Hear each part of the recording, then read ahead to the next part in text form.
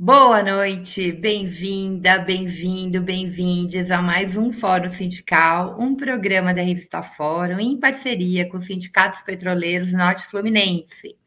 Hoje, como a gente já antecipou, o Miguel antecipou, boa noite a todo mundo que está aí, que está chegando, enfim. Nós vamos trazer duas mulheres incríveis, muito sabidas. O Clemente falou assim: três mulheres combativas e um pelego, mas a gente vai trazer também o Clemente. E aí eu já vou colocá-los na tela imediatamente, que eu sei que já estão todos por aí. A Graça, Graça querida, que saudade de ti, mulher. Ê!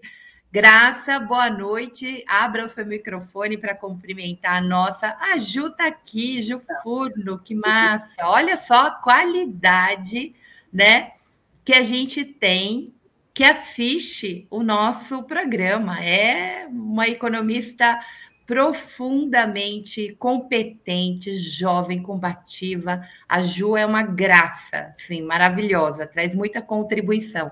Boa noite, Graça. Boa noite. Boa noite. Tá chegando bem o som? Tá chegando, tá ótima a conexão.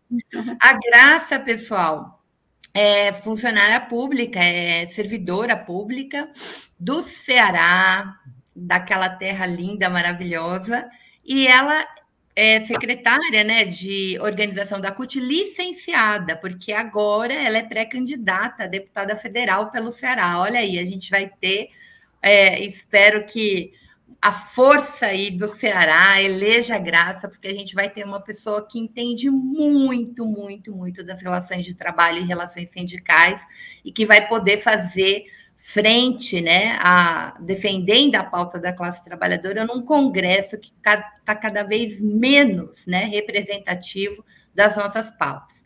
Clemente Gans, tudo bem? Boa noite, tudo bem, querido. Boa noite. Tudo bom?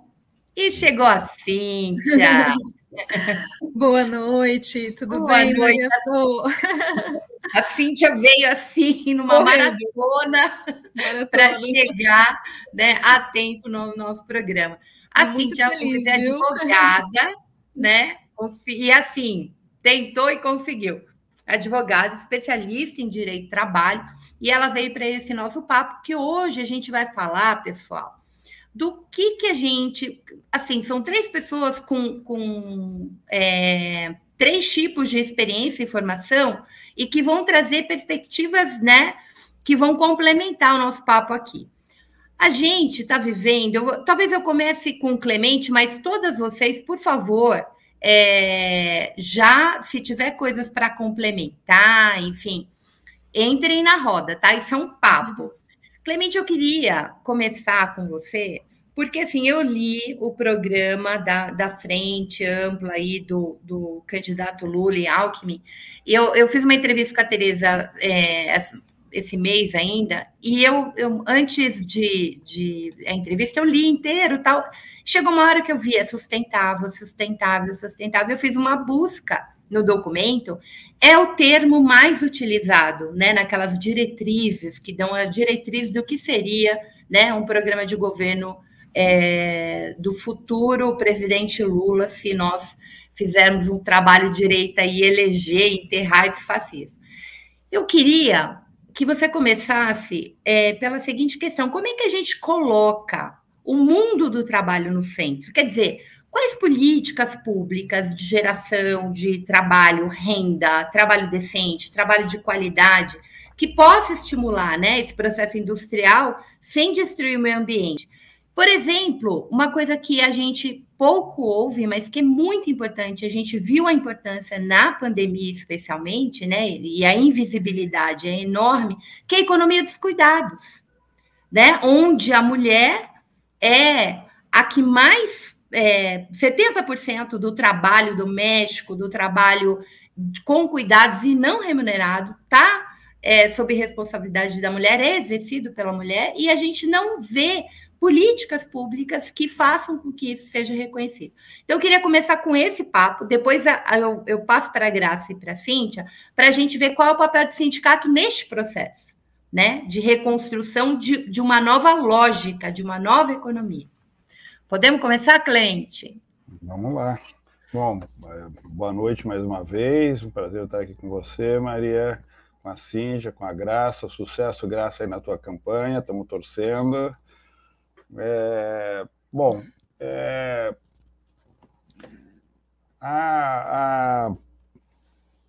como você disse, a gente tem que imaginar o país tomando um novo rumo. Acho que esse é o grande debate do processo eleitoral e espero que a gente tenha sucesso em eleger um projeto para o país a partir das candidaturas, especialmente do ex-presidente Lula, que materializa uma concepção de visão de futuro do país muito diferente daquela que nós temos vivido nesses últimos anos. E essa materialização, ela também se compromete a pensar um desenvolvimento econômico e, portanto, formular estratégias que coloquem o nosso sistema produtivo em conexão com o compromisso de uma economia sustentável do ponto de vista ambiental, portanto, que responda aos graves problemas ambientais que a humanidade vem criando para a vida no planeta, e também o compromisso com a sustentabilidade social, no nosso caso, no caso brasileiro, o enfrentamento à miséria, à pobreza e à desigualdade, que são problemas gravíssimos da nossa estrutura social e econômica, que precisam de respostas. E uma dimensão fundamental para estruturar a nossa resposta, portanto, para compor a nossa estratégia de enfrentamento desses problemas, é termos a concepção de que cabe ao Estado, e, portanto, cabe ao governo, induzir o Estado para ser um agente estruturante de uma dinâmica econômica que gera atividade produtiva e que gera atividade produtiva que cria postos de trabalho com qualidade e que gera capacidade de produzir economicamente o incremento da renda do mundo do trabalho, dos salários e das remunerações daqueles que trabalham. Portanto, ter esta concepção significa olhar para a dinâmica econômica e produzir coisas, bens e serviços que enfrentam esses problemas e, ao produzir esse enfrentamento, portanto, a atividade humana de trabalho, fazer isso com qualidade no posto de trabalho e com perspectiva do crescimento da renda do trabalho. Fazer isso, portanto, significa trazer para a política pública dimensões que estruturam essa vida no trabalho. Por exemplo, é muito importante que o país tenha, nessa perspectiva de enfrentar os nossos problemas, ter novamente retomada a política de valorização do salário mínimo. Porque, ao ter uma política de valorização, significa que o Estado está induzindo toda a economia a compreender que, gradativamente, o salário mínimo vai ter um crescimento em termos de poder de compra. De um lado, o sistema produtivo sabe que vai pagar um salário maior e se organiza para isso. De outro lado, sabe que, ao ter um salário menor, a massa salarial da economia cresce, portanto, o poder de consumo da sociedade cresce e o sistema produtivo pode se estruturar para oferecer bens e serviços em melhor qualidade e em maior quantidade, dado o crescimento, por exemplo, da renda do salário. Precisamos imaginar sistemas econômicos que sejam capazes de produzir ocupações, empregos, que venham acompanhadas da proteção laboral e da proteção previdenciária. Bom, nós temos que criar esses mecanismos. Por que uma trabalhadora assalariada de um banco, ao estar grávida e ter a sua criança, terá o direito de um afastamento maternidade por um período, garantindo tanto a assistência de saúde quanto o afastamento com a renda que ela tem durante esse afastamento para a maternidade? E por que uma trabalhadora, que é uma trabalhadora autônoma em via pública, vendendo um alimento ou vendendo alguma mercadoria, não tem esse mesmo direito? Porque uma trabalhadora que faz um serviço de cuidados a famílias, por exemplo, de doentes, não tem o mesmo direito só porque ela não tem uma relação de assalariamento. por que essas ocupações não assalariadas clássicas não podem e não devem ter os mesmos direitos protetivos que os trabalhadores e as trabalhadoras assalariadas. Inventar e, portanto, criar o mecanismo que confere esse direito é uma criação feita por um governo e por uma resposta que o Estado dá do ponto de vista da proteção. Transformar essas ocupações, milhões de ocupações, que vêm se produzindo a partir das mudanças no mundo do trabalho e da inovação tecnológica, a partir da crescente presença na mulher no mundo do trabalho formal, economicamente produtivo do ponto de vista da atividade produtiva e, portanto, transformando cada vez mais as nossas atividades reprodutivas em atividades econômicas. Portanto, quando nós dizemos que muitas ocupações de cuidados que hoje são feitos de prestação de serviço à família, significa que essa atividade que até então era um trabalho invisível, considerado improdutivo, feito predominantemente, majoritariamente por mulheres, que tinham a responsabilidade de cuidar das crianças e dos doentes nas casas, passa a ser feito pela presença, muitas vezes, agora da mulher também no mundo do trabalho produtivo, por uma prestação de serviço de uma trabalhadora, e é predominantemente mulher, que passa a prestar serviço para essa família. Ao fazer essa inserção, tanto da atividade produtiva nessa prestação de serviço, por que esta atividade não contém a mesma proteção laboral que uma trabalhadora que está presente, por exemplo, em uma relação de assalariamento em um banco? Produzir essas proteções significa um grande passo em termos de inovação para uma concepção de um mundo do trabalho com qualidade nessa nossa estrutura produtiva. E talvez mais ousado ainda será o dia em que nós reconhecermos que mesmo esses cuidados que são feitos no interior da família, e, portanto, cuidados que materializam a condição de vida dessas famílias, e predominantemente feito por mulheres, também poderia ser e deveria ser reconhecido do ponto de vista protetivo. Há países que começam a discutir e elaborar políticas que reconhecem esse trabalho que é visto do ponto de vista econômico como improdutivo, portanto, não está na estrutura produtiva, como atividade produtiva. Se eu, na minha casa, lavo um prato, isso não é uma atividade produtiva, é uma atividade improdutiva, lavar o prato na minha casa. Se eu for na casa do vizinho, lavar o prato dele e por ele receber algum tipo de remuneração por esse serviço,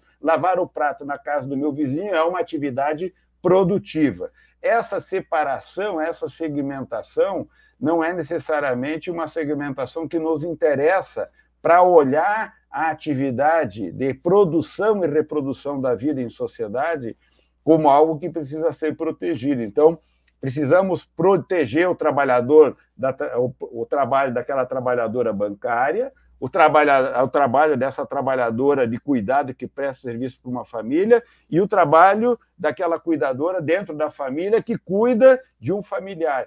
Tudo isso é trabalho. Então, essa ideia de trabalho produtivo e improdutivo precisa ser repensado. Tudo isso... Mas por que, Clemente? Deixa eu só fazer uma observação. Eu estava ouvindo a Laís Abramo falando que se a gente fizer um cálculo desse trabalho, porque é tempo, né, empregado dessa trabalhadora no cuidado, no trabalho doméstico, ele representa algo em torno de 20% do PIB, ou seja, é dinheiro para caramba, que não é apropriado. Né? Invisível, né? Invisível, completamente invisível. Exatamente. Quer dizer, se você pensar o seguinte, uma greve geral desse trabalho significa todo esse trabalho para. A gente vai ver como a atividade econômica ela deixa de ser possível, porque aquele trabalhador que foi fazer o trabalho produtivo só foi porque tem em casa um outro trabalho invisível que permite ele fazer aquilo.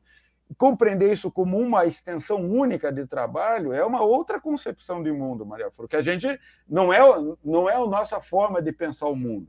Estruturar isso, nós precisamos de deputadas como a nossa Graça, que vai ser eleita, com essa visão, com uma visão de formular uma abordagem que é radicalmente diferente. Isso vai levar um tempo de criar consciência, compreensão, perceber que isso é uma abordagem, isso é um direito e que cabe ao Estado formular uma resposta. Isso é uma luta.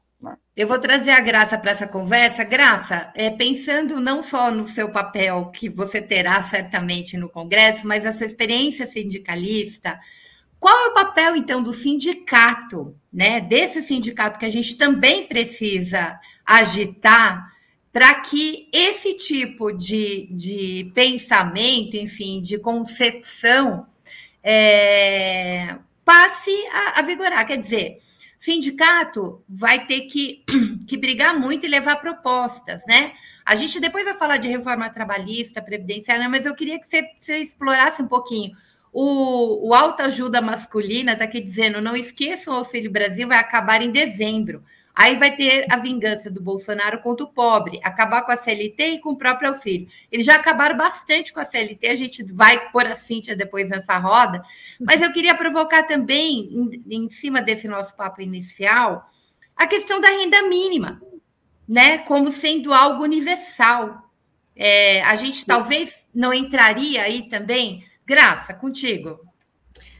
Então, muito obrigada pelo convite. É um prazerzão me encontrar contigo, mesmo assim, pela tela.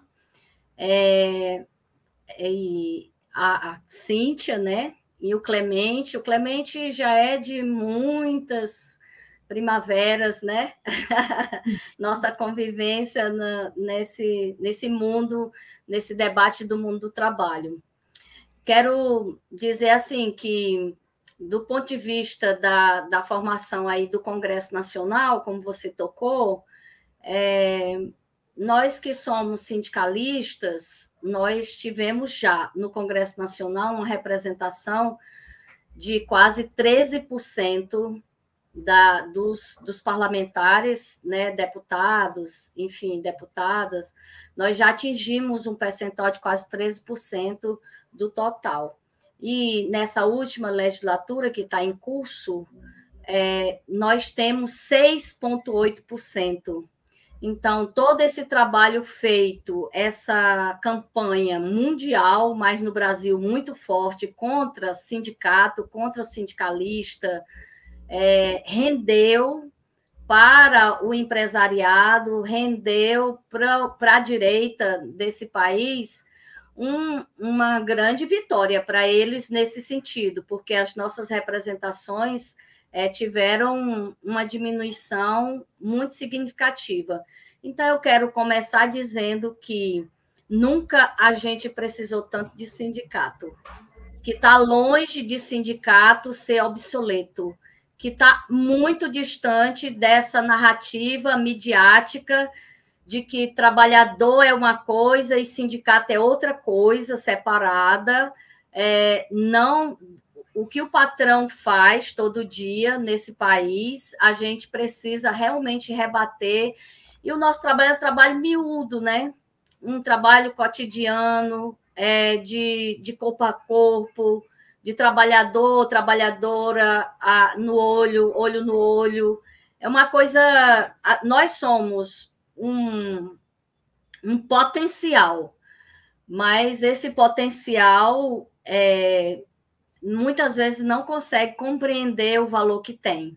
Então, nesse contexto, o sindicato, em qualquer conjuntura, ele é extremamente necessário. E nesse momento que o sindicato sofreu, o movimento sindical como um todo sofreu um ataque muito violento pela legislação, mas também pelo nível de precarização que foi imposto ao nosso país nesse último período, é gigante. Tudo é muito desafiador. Então, Flor, mas o sindicato, às vezes as pessoas falam muito, esse sindicato, da forma como está, não está atendendo.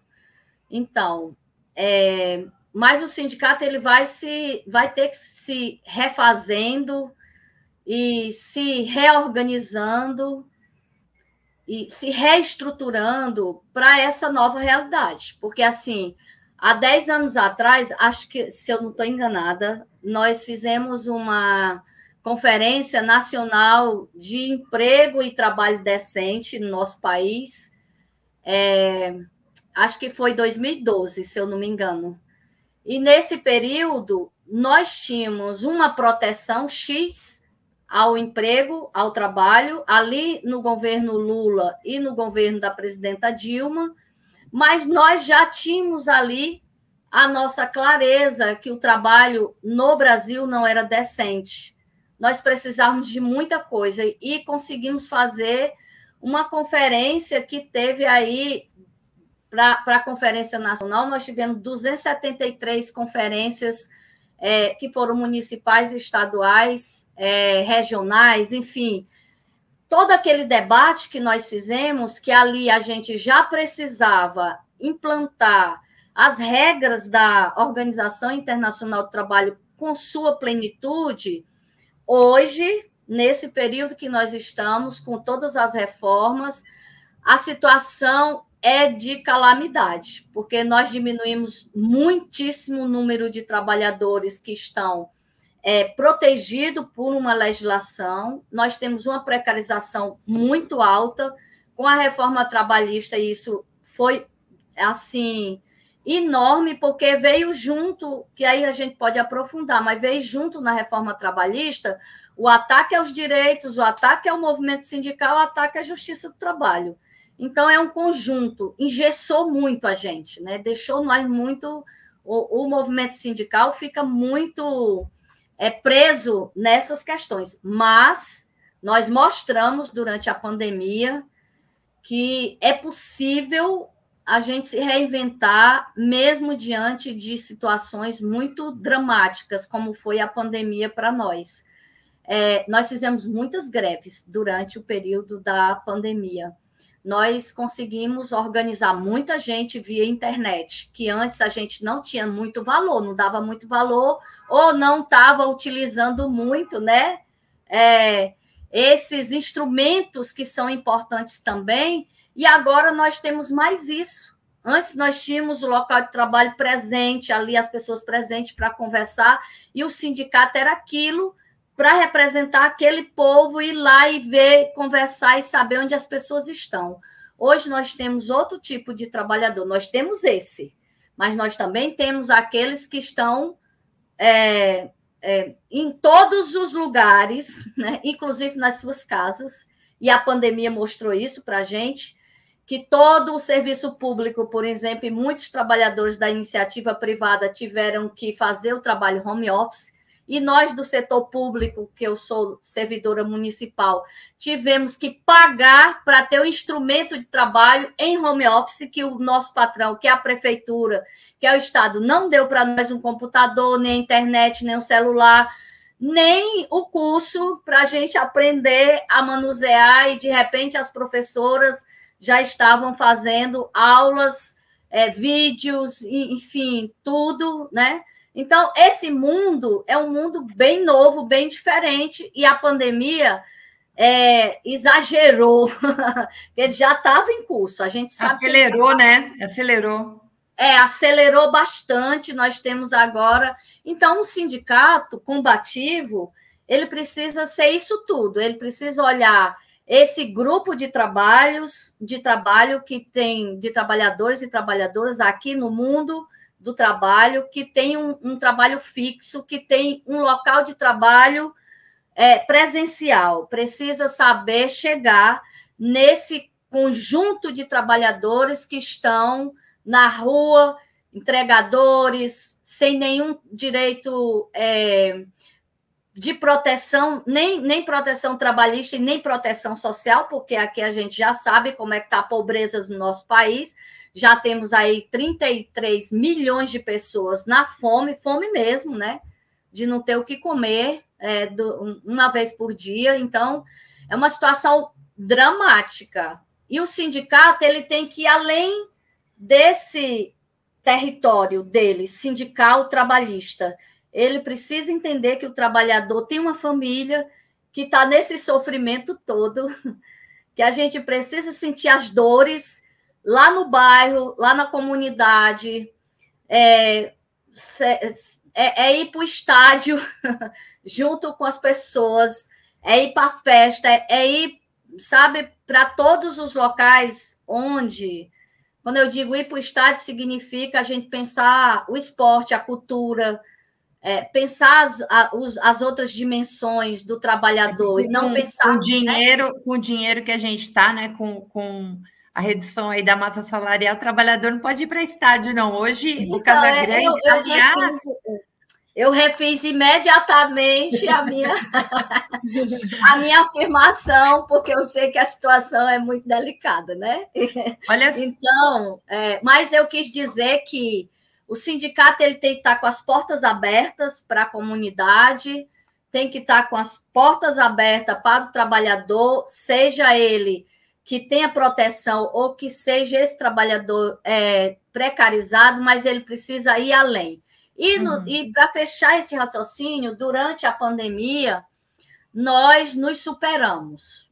Em muitos locais do nosso país, nós levamos alimento, nós levamos algum material de proteção, né, de saúde para as comunidades, para onde os trabalhadores estão, aonde o povo estava sofrendo mais. Então, solidariedade, nós já temos essa... A campanha de solidariedade que nós fizemos faz uma demonstração e nos dá uma lição também de quanto a gente pode fazer para estar junto da classe trabalhadora no seu, né, no dia a dia do trabalho, mas também na sua vida lá, né? Enfim. E para fechar, para dizer do valor do sindicato, eu vou citar uma coisa que eu pensei hoje. Em 2018, quando teve aquela greve dos caminhoneiros, que foi uma greve muito forte, mas a categoria, quando começou a questão das negociações com o Palácio, a categoria não conseguia se ver representada por quem estava lá fazendo as negociações. No fim, prevaleceu a pauta dos patrões. Não sei se vocês lembram daquela situação toda. Os patrões saíram ganhando no processo de negociação, e naquela época eu lembro que eu escrevi um artigo sobre isso, ou dei umas entrevistas sobre essa questão, e eu dizia, né, que aquilo era a falta de um sindicato forte, de um sindicato combativo, e que a categoria, que os trabalhadores se sentissem representados para poder sair ganhando no processo de negociação. Então, com isso, eu encerro essa minha primeira participação. Muito bem. Eu vou pôr aqui na tela o superchat do Zezito, que é uma pergunta que eu acho que eu vou pôr na roda também para vocês. Como fazer para aumentar e melhorar a participação do trabalhador no sindicato? No programa anterior, o Miguel mostrou uma notícia da CUT, aquela coisa que algumas CUT estaduais já fazem, por exemplo, de abrir os espaços, as sedes da CUT, para os trabalhadores por aplicativo, né? Para recarregar celular, para ir no banheiro, para tomar uma água, para dar uma descansadinha. Sei lá, tem CUT que deixa até usar o micro-ondas para esquentar uma marmita. De novo, a solidariedade de classe em Brasília. Eu me lembro que faz muito tempo que Brasília faz isso, porque eu entrevistei sei lá, um ano atrás o Rodrigo Rodrigues, e ele contou um pouco essa experiência. Em Brasília, gente, para quem não conhece, as distâncias são imensas. Imensas, né? Uma cidade que foi feita para andar de carro. Então, onde que a pessoa vai no banheiro, né? Se ela está na rua entregando coisa. Então, pode parecer pouco, mas é bastante importante. E aí, Graça, e aí eu também quero que a Cíntia entre nesse papo, porque assim, a Graça colocou na fala dela dessa campanha intensa da criminalização dos sindicatos, né? Quando a gente entra na internet, a gente vê meme, como que sindicalista fosse tudo pançudo, né?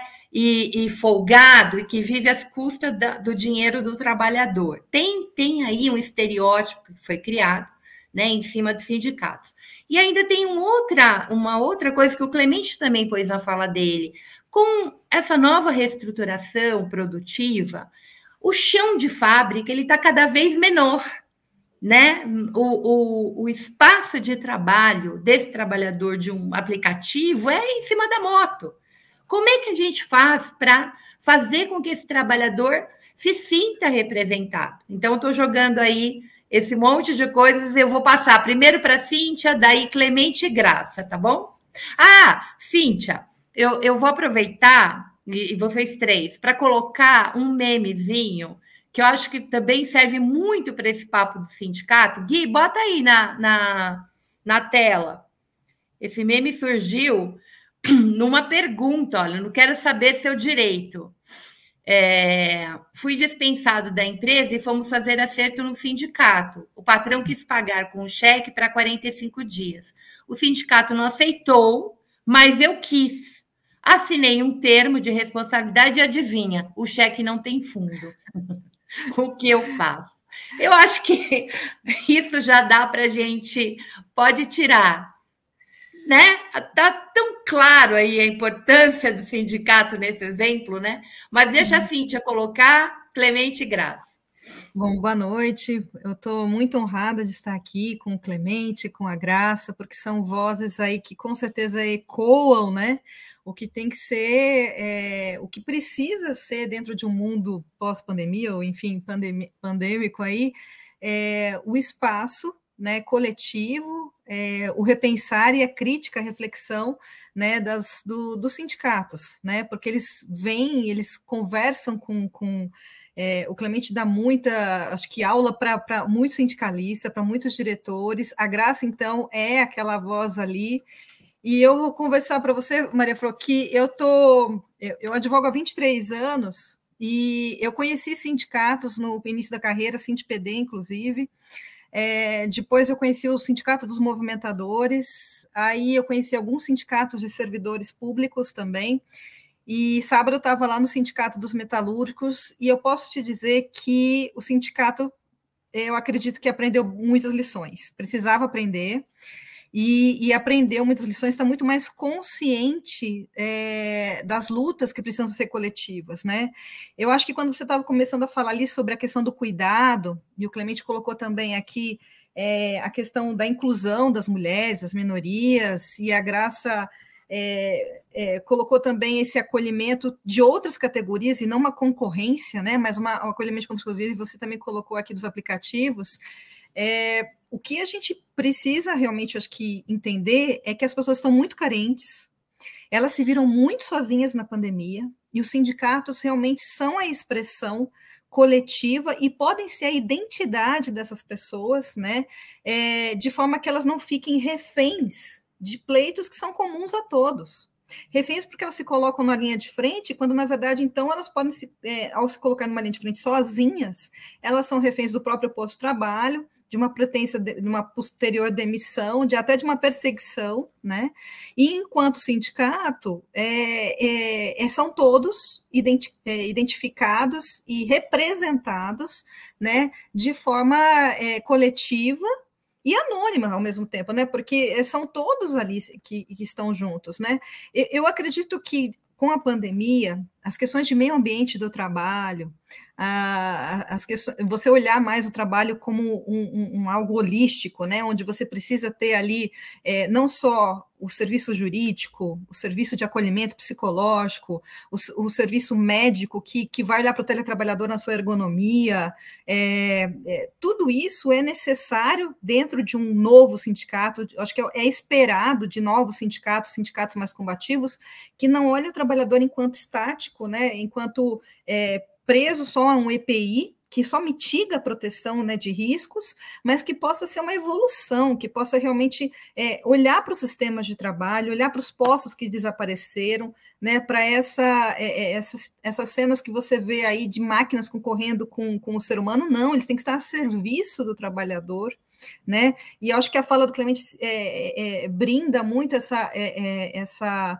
necessidade de uma intervenção pública que venha também olhar para políticas públicas e que tenha sensibilidade de ouvir os sindicatos, que são o quê? Os órgãos ali, as instituições nominadas na nossa CLT, né, para representar, para ter essa sensibilidade e coletar essas informações, né? Eu estava hoje visitando um sindicato de servidores e fazendo propostas, né, de trabalho, porque eu estou ali na USP, dentro de 2 núcleos de pesquisa, do meio ambiente de trabalho, né, e também de estudos sobre trabalho além do direito de trabalho, que é estudo de situações de clandestinidade, né, de trabalhadores que estão ali à margem da lei, que a gente tenta fazer uma inclusão. São vários projetos que nascem ali, que vão para alguns políticos e que vão também para as mãos da Graça, se Deus quiser, né, Graça? Que vão para ser aprovados ali. São projetos que têm uma nova CLT, são projetos que incluem os aplicativos, são projetos que colocam o meio ambiente de trabalho como um tema nefrálgico, necessário para ser abordado por convenções, por acordos e por leis, né? A gente tem algumas leis estaduais fragmentadas, mas a gente não tem, às vezes, uma reunião, né, disso, e essa visão atual, né? Porque antes a gente tinha em acordos coletivos de 2000, sei lá, de 1990 lá, só EPI, um fornecimento de EPI, segurança, saúde de trabalho, e é muito mais do que isso, né? Como a Graça colocou aqui, eu estou dentro de uma casa, estou dentro de um apartamento, eu virei como é que eu posso dizer assim, um esticadinho do serviço público, de uma repartição pública, né? Sem que houvesse um cuidado com a minha luminância, com a minha ventilação, com o meu custo de internet, sem que houvesse uma preocupação com a ergonomia, quantidade de horas que eu estou ali, se eu realmente não estou, inclusive, me tornando uma trabalhadora depressiva, porque eu não tenho mais aquele contato, porque, né, eu não tenho mais, não olho mais os meus amigos, colegas de trabalho. Então, eu acho que o sindicato que coleta isso, que instrui, que volta a acolher os trabalhadores na sua casa, seja ela presencial ou telepresencial, que informa, né? O que nós assim estamos caminhando, né? Não foi só na reforma trabalhista que os sindicatos foram retirados. Se você pegar, se a gente fizer um exercício, né, entrar no site do Planalto, colocar lá CLT, e você digitar a palavra sindicato, há muito tempo tem se retirado o papel do sindicato, do papel da vida e da trajetória do trabalhador. Antes você tinha ele presente na carteira de trabalho, quando você emitia uma carteira, você tinha o sindicato presente na rescisão, e de uma hora para outra, sobre a pecha de novos postos de trabalho, sobre essa desculpa, né, de mais quantidade de trabalho, qualidade de trabalho, você só precarizou, só fragmentou, só retirou o sindicato, fragilizou o trabalhador, e não tem negociação. Né? Foi uma ilusão, foi uma venda totalmente ilusionista do que poderia ser realmente negociado. Não tem negociação. Né? O que teve foi uma flexibilização para viabilizar demissões em massa, para viabilizar desamparo, né? E ainda com a questão da pandemia, o que acirrou, né, potencializou essas precarizações, né? Então, eu acho que, olhando até para os trabalhadores de aplicativo, eles estão mostrando, pelas necessidades, até pelos os nossos motociclistas do Uber, né, nós estamos vendo aí que eles estão se associando em grupos de WhatsApp, eles estão se associando em canais virtuais, em sites, estão compartilhando vivências e mazelas comuns, e eles estão criando ali um local de acolhimento que deveria ser o sindicato. Né? Eles estão dando um banho daquilo que olha, alguém precisa me ouvir. E quando você olha para a saúde mental, saúde de integridade física, tudo, né? É momento dos sindicatos lançarem plataformas de denúncia, de canais de denúncia, de escutativa. É o momento da gente aproveitar esses grupos e se fortalecer, mesmo que às vezes sem, né? Eu sei que a reforma veio e tirou direitos, tirou a presença do sindicato e tirou o sustento financeiro do sindicato, foi tudo junto, e falar que depois ainda sobraria o negociado, né? Quer dizer, foi um verdadeiro tripé de destruição, né? E os trabalhadores se viram sozinhos. Né? Deixa eu só te complementar, para vocês terem ideia, pessoal, a CUT, por exemplo, que é uma central que eu conheço bastante, ela nunca foi a favor do imposto sindical. Ela sempre foi a favor, né, que os trabalhadores sindicalizados mantivessem o seu sindicato, porque isso faz com que o sindicato forte, né, sobrevive e possa atuar. Mas, durante esse período da reforma trabalhista e reforma sindical, vejam vocês, até o direito do sindicato recolher a contribuição de quem era sindicalizado foi teve problemas. Eles, né, se proibiu. É uma loucura. Porque, assim, veja, o trabalhador sindicalizado, vocês sempre estão aqui com o Teseu é o petroleiro. Os petroleiros são uma categoria profundamente organizada, 90% dos petroleiros, pelo menos, são sindicalizados. Petroleiro nunca usou imposto sindical, nunca. O SIM para o DF, que é uma categoria também bastante grande, né, com muito sindicalizado, não usa imposto sindical. A CUT usava o imposto sindical, sabe para quê? Para fazer formação. Não para sustentação política, de viagem, não, usava para fazer formação. Vejam vocês, então há um olhar para o sindicato muito equivocado. Tem sindicato que não representa trabalhador? Claro que tem. Mas tem muito sindicato já combativo, precisa fazer outras coisas. Eu vou, Cíntia, desculpa te interromper, mas você pode continuar e vou pôr o Clemente depois. Eu já vou aproveitar e colocar outra pergunta para vocês que tem a ver com o que a gente está falando. O Fred Dreyfus diz o seguinte: o emprego de entregador é sustentável do ponto de vista dos direitos dos trabalhadores? Dá para garantir condições dignas a esse trabalhador? Então, já vou colocar na roda para vocês. Conclui, Cíntia, eu passo para o Clemente e para a Graça. Eu acho que, aliado a essa questão de desconhecimento para que eram as finalidades, né, para quais finalidades existiam essas contribuições, também há um desconhecimento muito grande, Maria Flor, do que eram direitos conquistados pelo sindicato. Sabe aquela coisa do jornalzinho, aquela coisa de você ficar batendo na tecla, ficar fazendo um endomarketing do sindicato, o trabalho que ele conquistou? Parece que em alguns momentos isso se deixou um pouco a perder, sabe?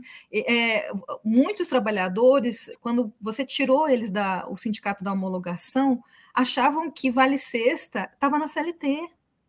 Muitos trabalhadores achavam que Vale Refeição estava na CLT e estava numa convenção que tiraram aquele efeito da ultratividade, né, que é a renovação daquela cláusula social, econômica, enfim, sem a necessária pactuação do acordo. E não só isso, até aqueles dissídios coletivos, né, teve uma questão muito polêmica aí, acho que foi envolvendo agora eu não lembro qual das categorias, mas conquistas de dissídio coletivo sendo retiradas também quando não foram renovadas. E, assim, o trabalhador, infelizmente, acabou tendo consciência do prejuízo que era a ausência do sindicato na vida dele quando ele foi para uma rescisão, quando ele estava no mundo pandêmico e estava numa situação caótica, financeira, e aí ele falou assim, nossa, tudo isso era a minha convenção? Era. E isso que é uma história ruim, a gente precisa recontar e contar isso várias vezes, listar essas categorias, porque esses avanços que teve, porque quem que imagina que no sindicato dos psicólogos você tem um adicional de risco de integridade física? Eu descobri ontem, fazendo um parecer para uma empresa, para uma ONG, sem fins lucrativos, que você tem um avanço de um risco de integridade física do psicólogo, porque você conhece que ele está numa linha de frente em termos de risco, né, de ser agredido, de ser violado, enfim, e está lidando com pessoas que estão num estado de patológico mental complicadíssimo. Então, você vê, esses avanços precisam ser mais multiplicados, noticiados em mídia, em plataformas, tudo, porque as pessoas não têm essa consciência, sabe? E é o que você falou, vai muito da mídia que fica trabalhando com fake news em cima do simbolismo que deveria ser o sindicato e do que ele já conquistou, né? Mas eu vou passar uma bola aqui um pouco para o Clemente também, para a Graça, por favor. Sabe que o advogado fala muito, né? Então... Vem, Clemente, para a roda. Oi. Bom, são muitas as questões, né? Acho que a Cíntia traz vários elementos e a gente acho que dá para perceber a complexidade do que está sendo colocado como nossos desafios.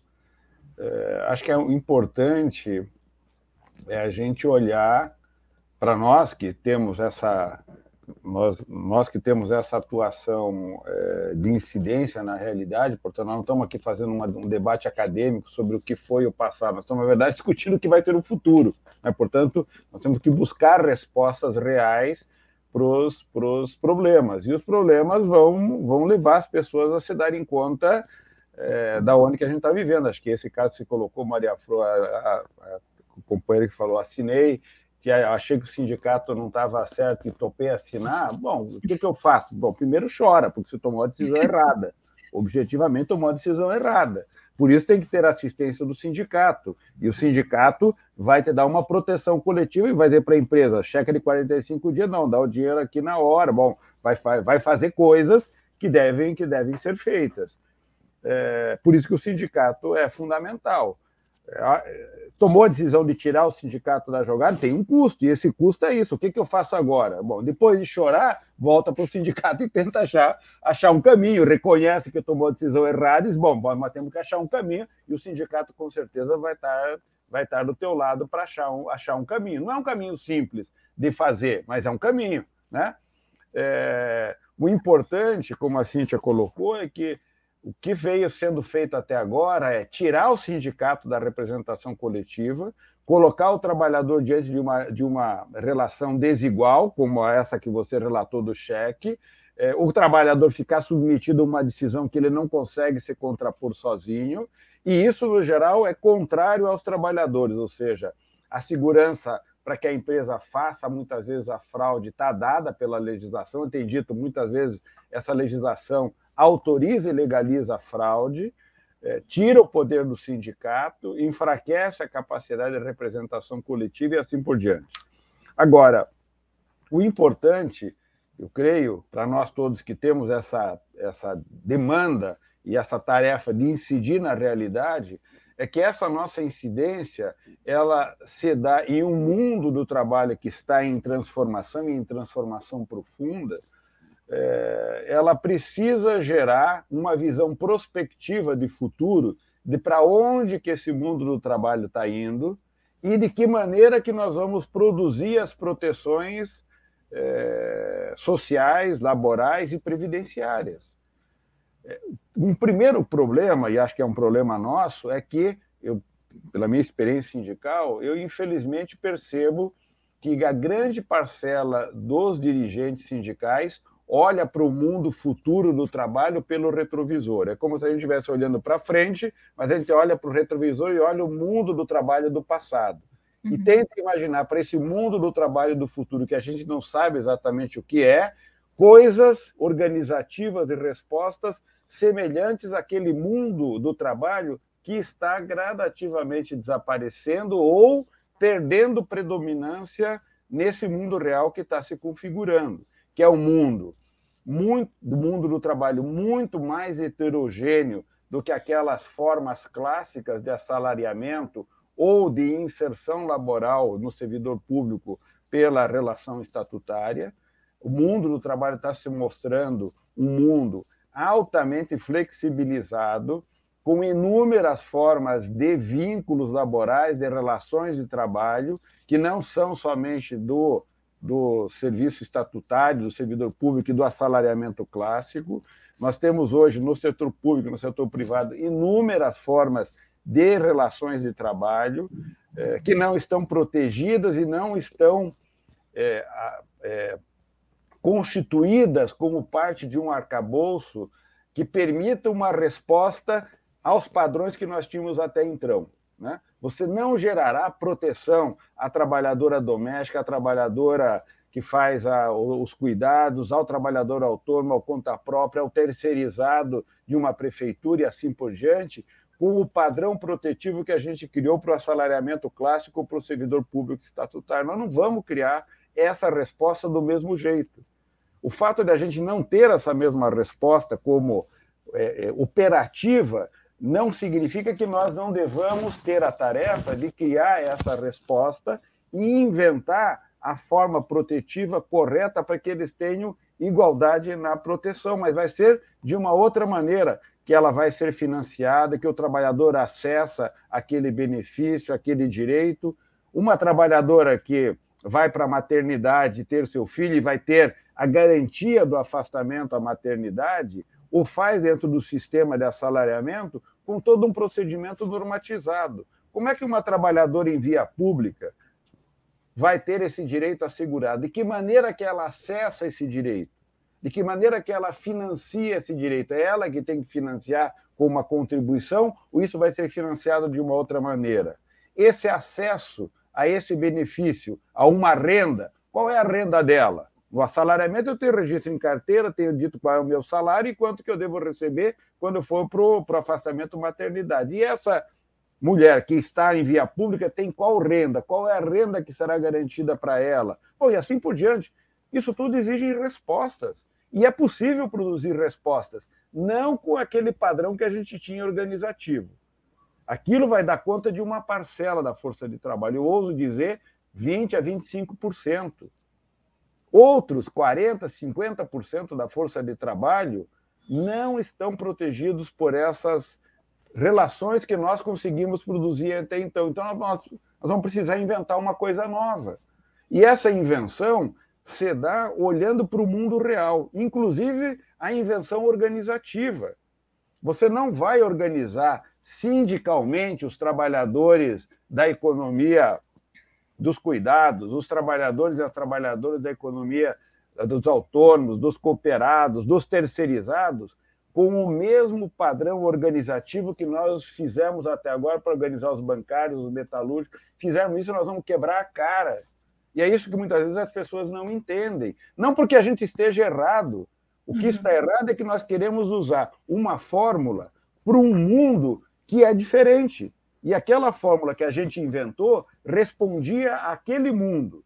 Este novo mundo exige uma outra resposta organizativa nossa, que cria solidariedade, que faz greve, que faz luta, que mobiliza, que cria direito, mas nesse novo contexto. Eu sempre brinco com o pessoal dizendo, bom, como é que você faz porta de banco, porta de fábrica com trabalhador de aplicativo?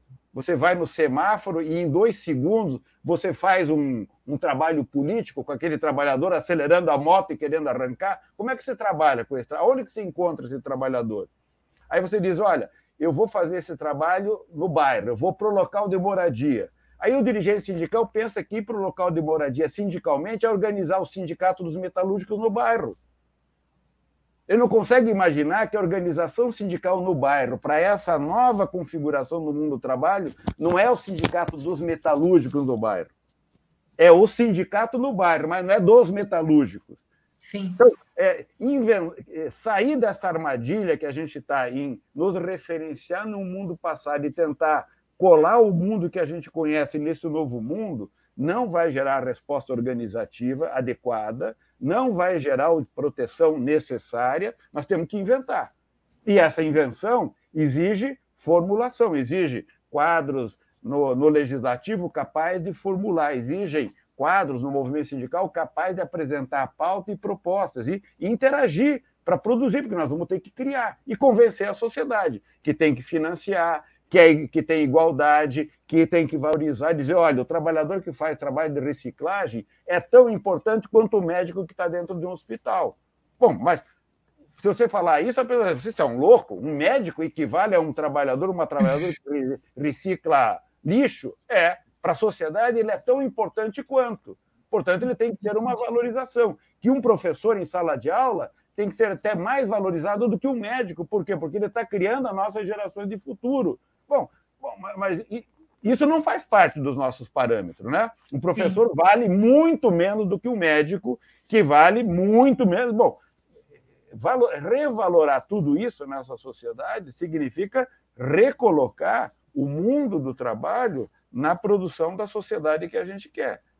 E aí, na centralidade, né, Clemente, que é o nosso grande desafio. E aí o trabalho dos sindicatos, o trabalho dos governantes, dos parlamentares, é justamente trazer para a sociedade, dizendo, olha, tem uma outra forma de encarar as coisas. Aí nós vamos olhar para isso de uma outra perspectiva, mas não vai ser achando que isso vai vir de dar. Nada veio como dádiva, tudo veio na medida em que a gente se organiza, que a gente formula, que a gente apresenta, que a gente luta, que a gente vai lá, bate pé, que a gente faz greve, que a gente enfrenta, é aí que a gente apresenta qual é a nossa visão de futuro e disputa na sociedade. Os empresários, eles olham para esse mundo e dizem, não, isso não me interessa, ele interessa outra coisa. Né? Pergunta para o pessoal que que comprou, que recebeu a Petrobras de graça e está embolsando os bilhões de retorno, se eles querem entregar a Petrobras como uma empresa pública para destinar petróleo mais barato para a gente sustentar o sistema produtivo. Eu dizer, não, é meu direito, os 100 bilhões é meu direito. Vocês precisam de 2 ou 3 bilhões para resolver o problema da carestia, resolvam com o Estado, mas os 100 bilhões é meu. Bom, com essa regra, nós temos uma sociedade, nós queremos outra sociedade.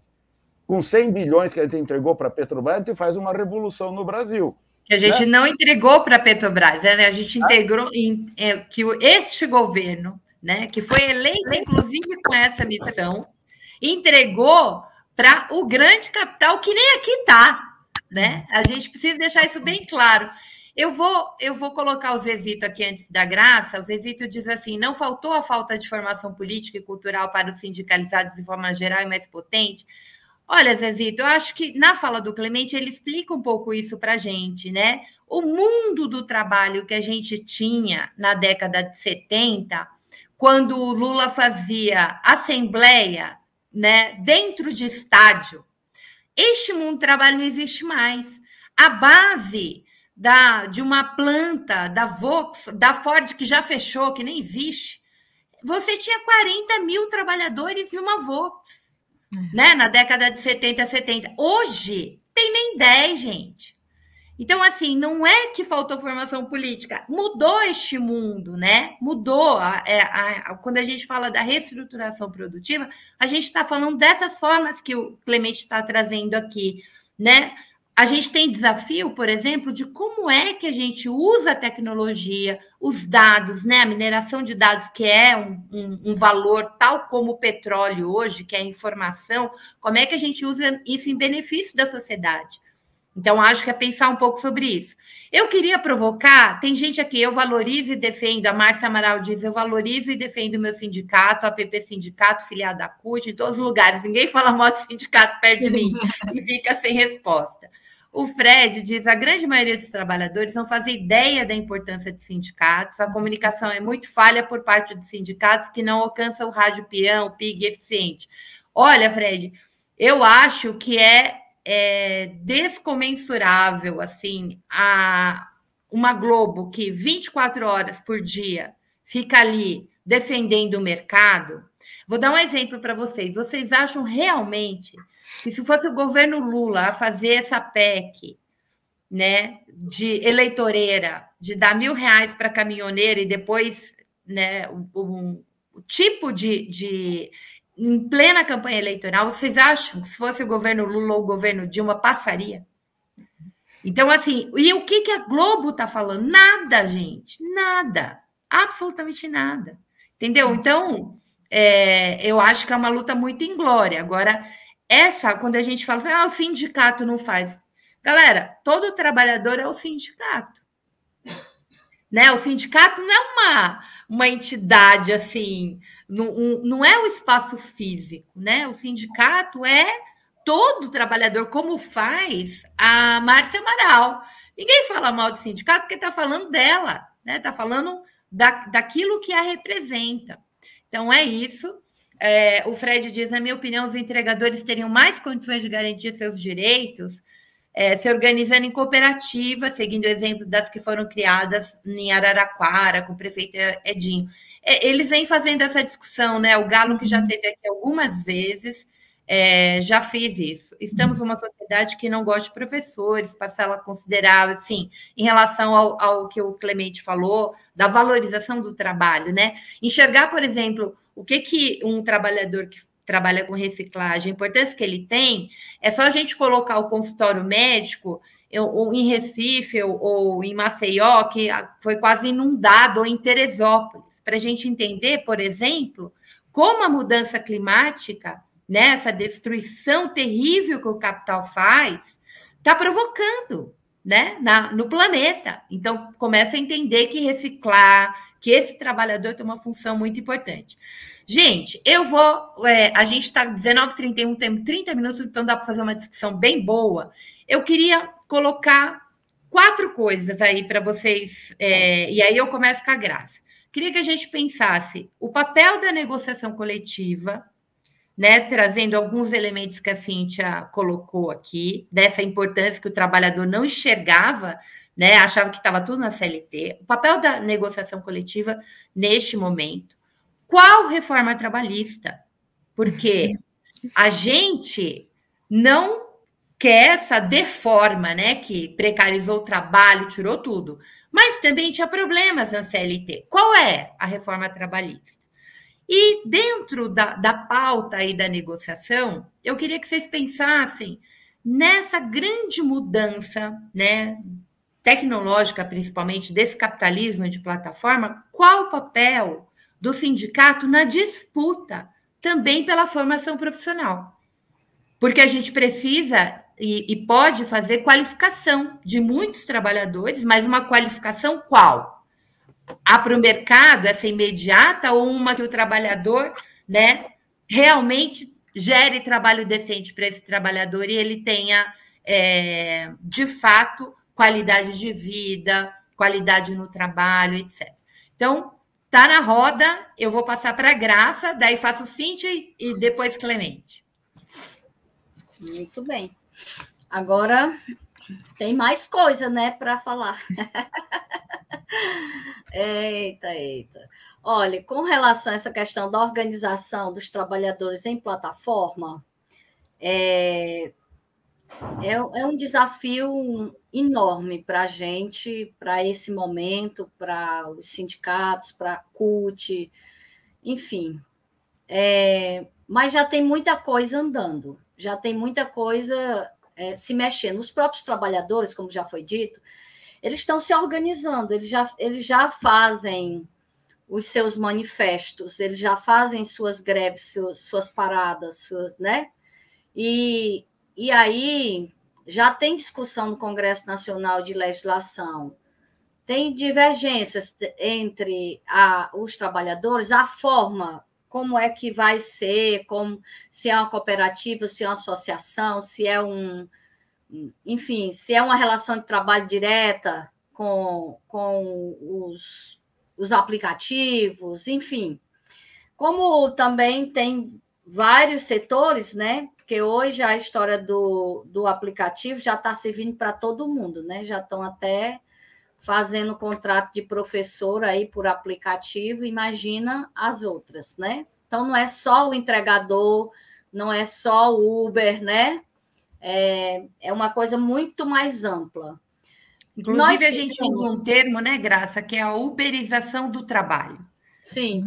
Então, nós fizemos na CUT, nós estamos com um projeto em curso, uma primeira fase do projeto foi fazer uma pesquisa dos trabalhadores, dos entregadores, para conhecer, saber as suas dores, o que é que eles pensam, quais são as suas reivindicações. E foi muito importante. Então, essa história da academia, da pesquisa, do conhecer, dos dados, é muito importante para a gente conhecer e, a partir daí, irmos seguindo, né? Então, nesse aspecto, nós vimos o que a Flor já colocou, de que o pessoal quer muito pouco em alguns locais. Ele quer um canto para tomar água, ele quer um canto para carregar o celular. Então, em alguns locais, por exemplo, no caso de Brasília, já está inaugurado um ponto de apoio, que é ali naquele complexo do Hotel Nacional, num daqueles ambientes ali físico do Hotel Nacional, que fica em frente, né, naquela galeria. A CUT, DF, né, junto com os sindicatos filiados, já abriu um espaço de apoio ao pessoal. Então, pessoal de aplicativo. Essa ideia já tem também em outros locais, em outras CUTs, em outros sindicatos. A gente quer que isso seja massificado para trazer para dentro, nos aproximar das pessoas e trabalhar essa solidariedade para depois ajudar também no debate da organização. Como eu sou sindicalista e defendo que o mínimo que os trabalhadores têm que ter é o que está garantido nas convenções da OIT, então, eu particularmente não defenderia uma cooperativa para os trabalhadores, porque depois você é cooperado, você tem aquele dinheiro, não sei o que e tal. Quais são as garantias para o seu futuro? As garantias previdenciárias, as garantias trabalhistas, enfim, tem muita coisa em curso. E eu acho que menos do que está escrito na OIT, nas convenções, que o Brasil é signatário, a gente não deve aceitar. O mínimo é isso.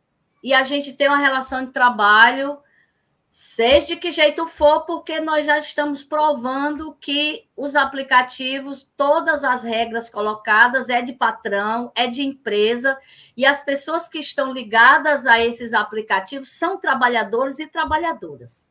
Então, mas vamos fazendo o debate. E é realmente desafiador e é dramático a gente ver como as pessoas estão trabalhando. Aquilo que a gente briga por 8 horas de trabalho e mais 2 horas de extra, né, doutora?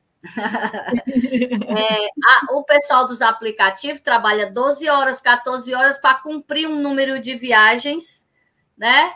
Por semana tem que fazer um número X de viagens. E quem faz um número tal, que eles põem um padrão, 70 viagens, 80 viagens, durante a semana, tem um bônus. Então, as pessoas se matam trabalhando, e eu fazia esse debate ontem, numa viagem no Uber aqui em Fortaleza, e eu dizia, mas você trabalha todo dia 12 horas? Aí a pessoa é jovem, né? Mas você vai aguentar até quando?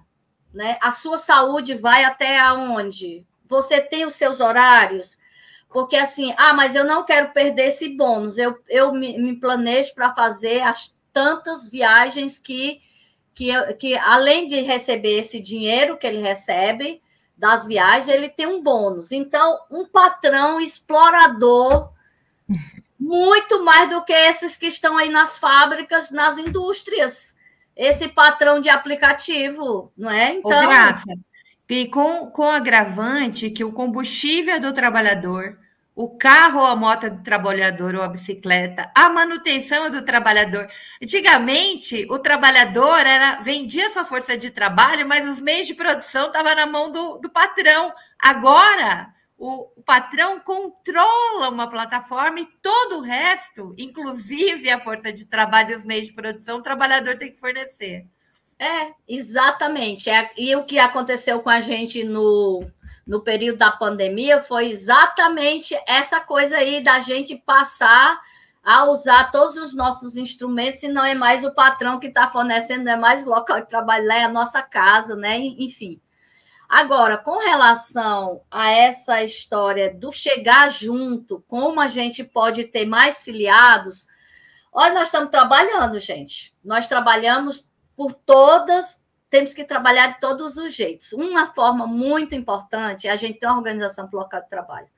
Aonde tiver trabalho, local de trabalho fixo, que a gente tenha representante do sindicato em cada cantinho, para poder ser aquele vínculo entre a base e o sindicato e trazer as reivindicações, o que está acontecendo, e o sindicato indo lá, enfim, e planejar uma campanha salarial a partir de todas essas queixas, de tudo, do salário, do reajuste, mas também das condições, da luz, do ambiente de trabalho, dessa história da proteção da pessoa humana. Tudo isso tem que estar posto dentro desse processo de negociação coletiva, né? Você pega um sindicato que se aproxima e você faz a coisa acontecer no processo de negociação. Agora, se a gente não tem um local de trabalho fixo ali, presencial, aí nós aprendemos durante a pandemia que a gente pode organizar um monte de gente pelo Zap. Nem gasta dinheiro de passagem, nem alimentação, fala, discute pelos... Nós fizemos no sindicato de Quixadá, nós somos 5 municípios. Gente, uma loucura durante a pandemia. Em Quixadá, por exemplo, a gente abriu grupos de WhatsApp de todas as categorias. Médico, enfermeiro, agente de saúde, o fiscal, as professoras, os motoristas, todo mundo, cada um, ninguém aguenta mais tanto grupo de WhatsApp. Mas foi como nós conseguimos ajudar, né? E fazendo muita reunião pelo Zoom, pelo não sei o quê, pelos aplicativos aí, nós conseguimos. Então, é possível organizar por aqui também? Então, beleza. O pessoal que é Uber, por exemplo, eles têm os grupos. Eles dizem que os grupos é para proteção.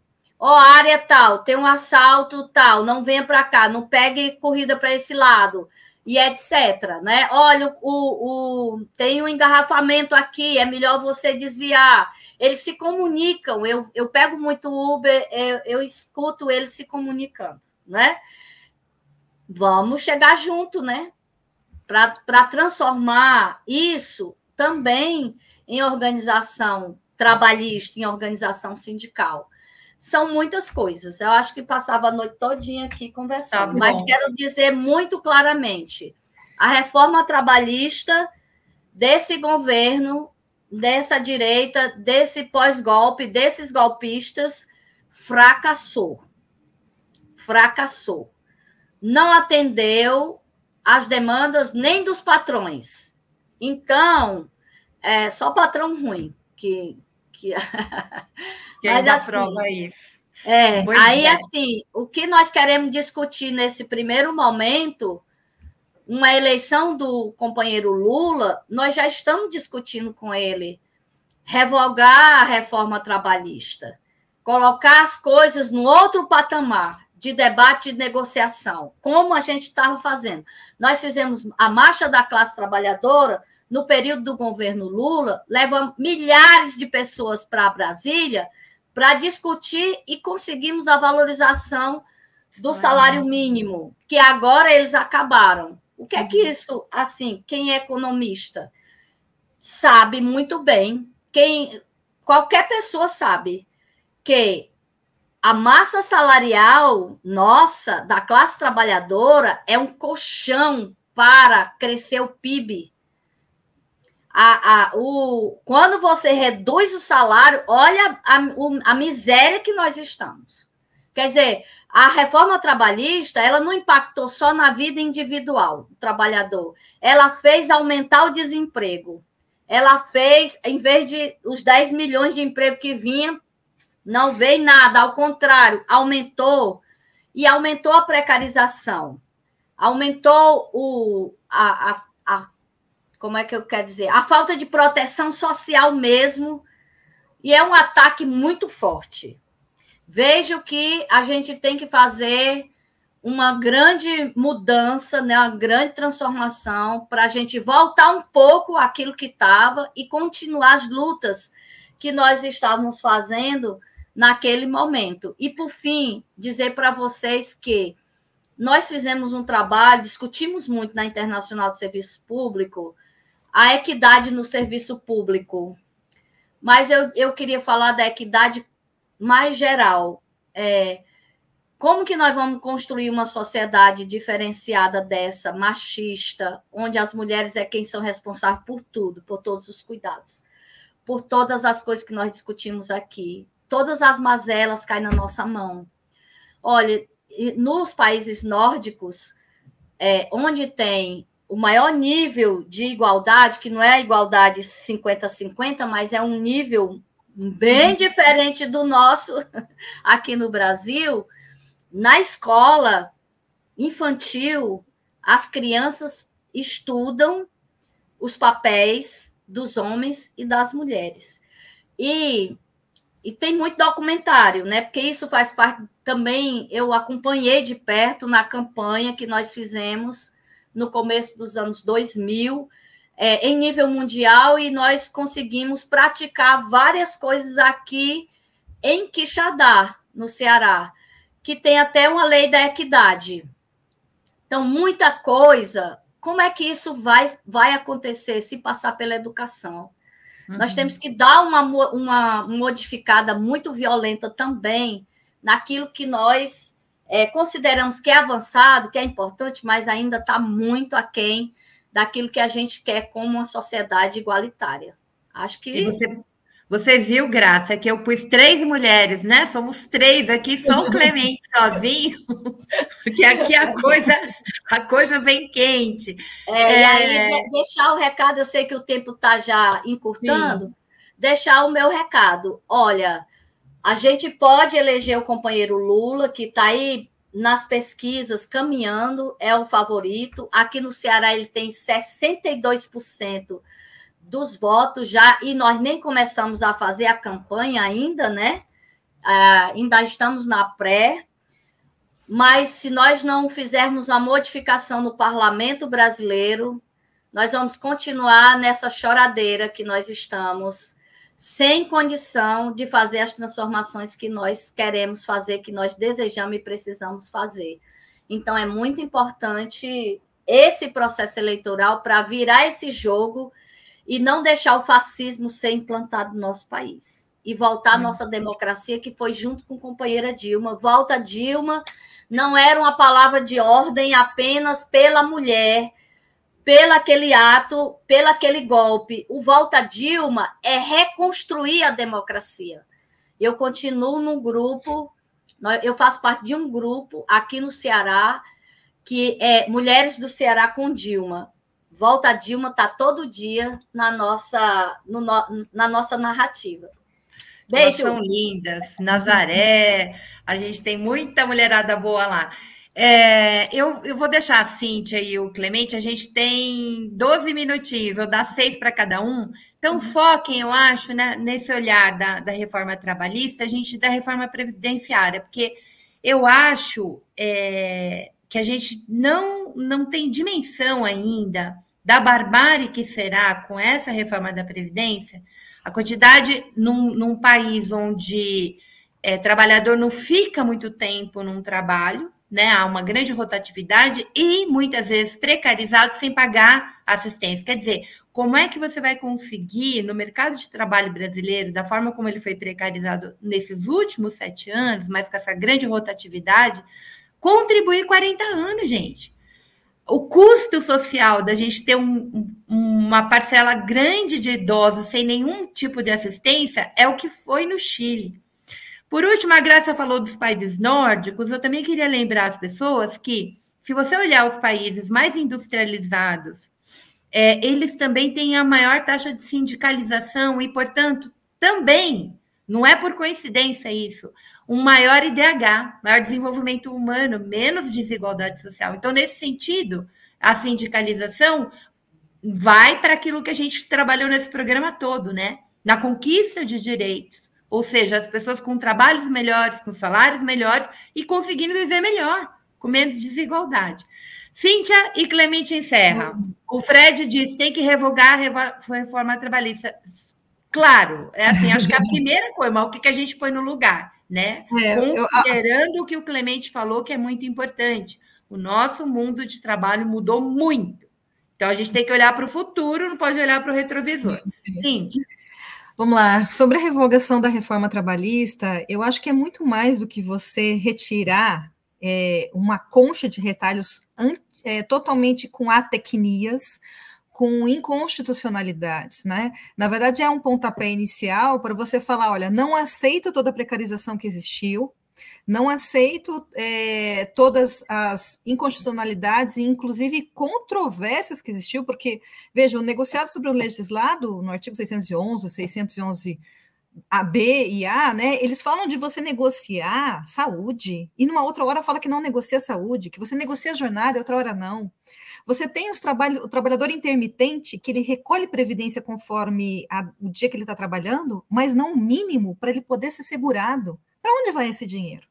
Então, assim, a reforma trabalhista, ela trouxe em termos de direito do trabalho e processo do trabalho, a gente fala aí de transcendência, a gente fala aí de justiça gratuita, trouxe só retrocessos. Na verdade, Maria Flor, antes não tivesse feito nenhuma reforma, porque a CLT de antes, pelo menos, era um pouco mais coerente com a nossa Constituição, que está coerente com as convenções internacionais que a Graça tanto falou aqui da OIT.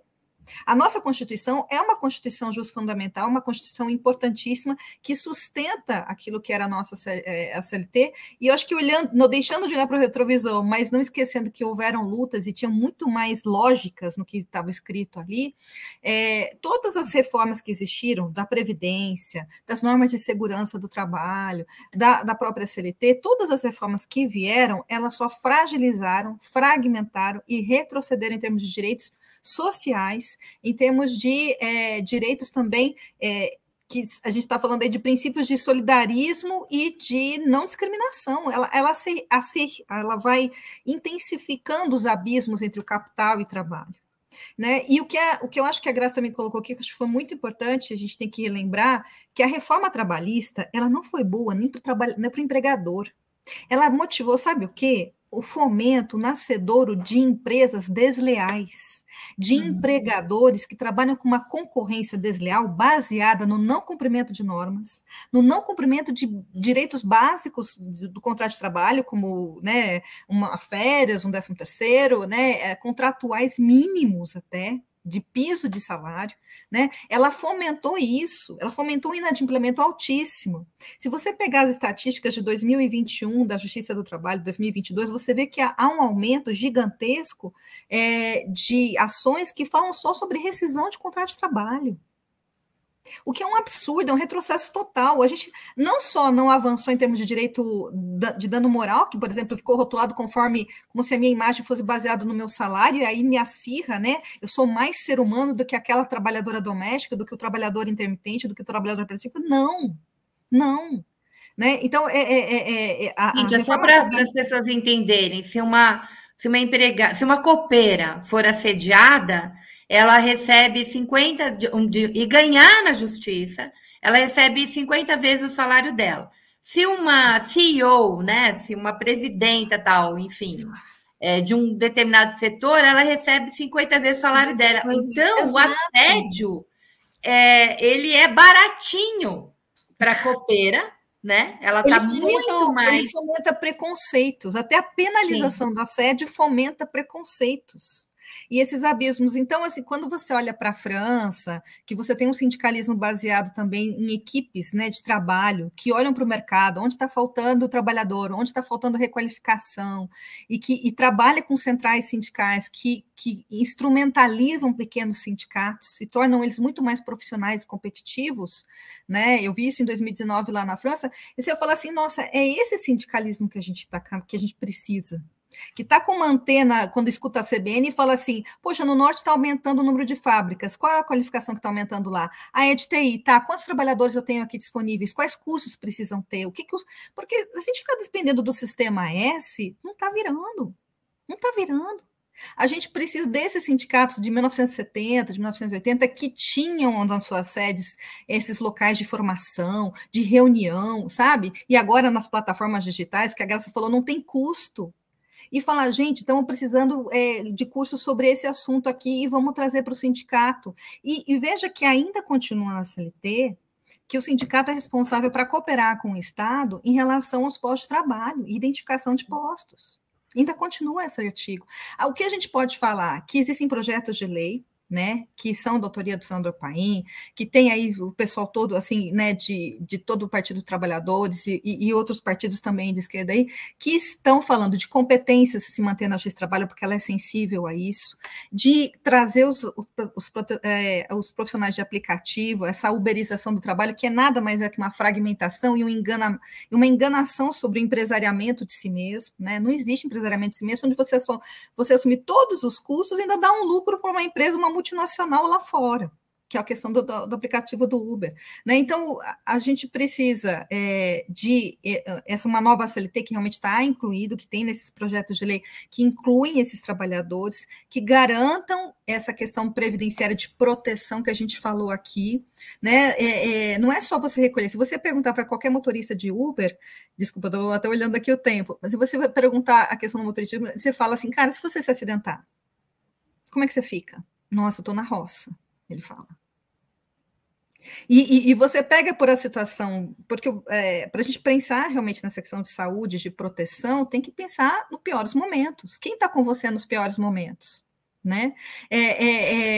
Eu acho que a questão da revogação da reforma trabalhista é um grito de todo trabalhador contra essas precarizações que ocorreram, é um levante para colocar a centralidade na discussão de todos os políticos que pretendem se eleger, né? E falar assim, olha, não existe um país democrático, civilizado, que não pensa nas relações de trabalho para todos e que não diminui os abismos entre nós, né? Você ter um patamar de salário que abrange desde a empregada doméstica até o médico pós-doutorado, né?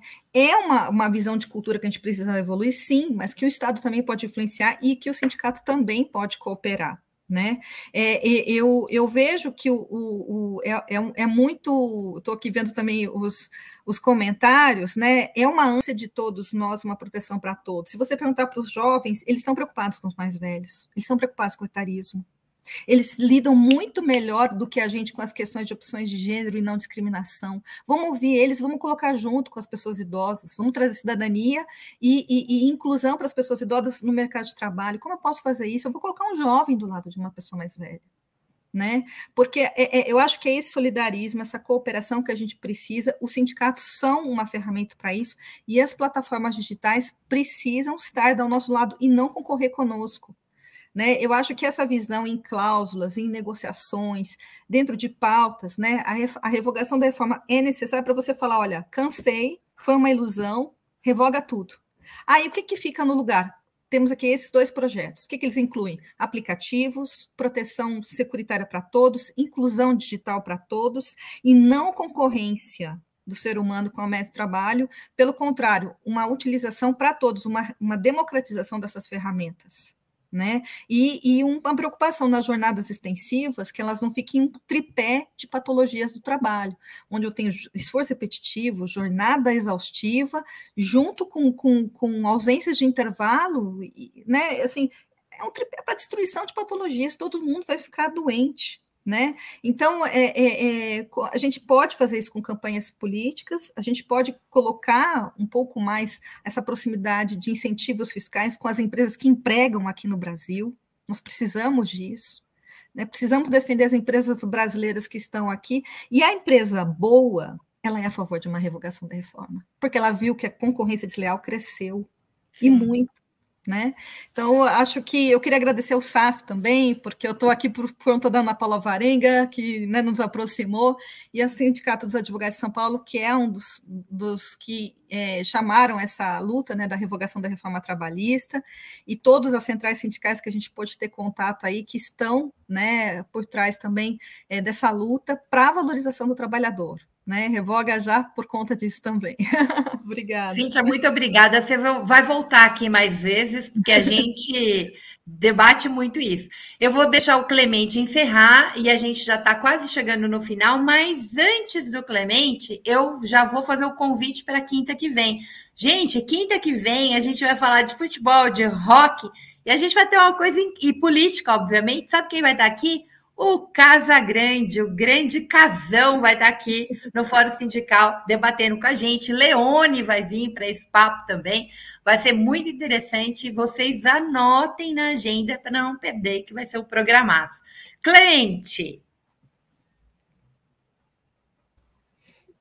Acho que só agradecer a oportunidade de estar aqui com vocês e prazer estar aqui com a Graça, com a Cíntia, com você, Maria. Parabéns pelo trabalho que vocês fazem, pelo debate. E vamos em frente. Clemente é outro que vai sempre estar aqui, porque gente, eu acho que uma coisa importante é a gente ficar o tempo inteiro, olha, a pauta da classe trabalhadora é essa. A gente está pensando nisso, porque a disputa, minha gente, não é só agora no período eleitoral, é depois de eleito, né? Porque o Estado que está aí, né? Ganhar um governo não é ganhar o Estado. Então, a gente vai ter que ter muita mobilização e ter muito claro o que a gente quer para fazer essa disputa. Então, Clemente, querida, vamos fazer um programa, Clemente, só sobre qualificação profissional, e a gente chama assim, porque eu acho que a gente precisa colocar isso na pauta, gente. Isso é muito importante. Exemplos, por exemplo, como na Alemanha. A Alemanha, a gente tem sindicatos enormes, né, no sentido de representação de muitas categorias, e que tem representatividade no Ministério da Economia, por exemplo. Decide para onde vai dinheiro, como é que gasta. Tem representação paritária, minha gente, em conselho das empresas. Tem mais de 1.000 trabalhadores, é representação, não é um trabalhador, é representação paritária. A gente precisa pensar longe, grande, não podemos pensar pequeno, não. Então, meus queridos, fiquem aí com o Brocol da Sinara Menezes, Lula na Cinelândia, que a Fórum vai transmitir o discurso. E eu queria muito agradecer a Cíntia, a Graça, boa luta, se eleja mulher para representar a gente lá. Clemente, querido, continua com a produção e reflexão que você vem fazendo para nos ajudar também a pensar, olhar para o futuro. Beijo para quem acompanhou a gente até agora. Eu vi que a Tude estava aí, que o Luiz estava ali, Márcio Silvério, tem muita gente bacana aqui que nos acompanha sempre. Veranice, essa querida, que acompanha a Fórum de manhã até a noite, sábado, domingo, é impressionante. Eu queria muito, muito agradecer e desejar um bom final de semana para todos vocês e até quinta com o Casão. Beijos!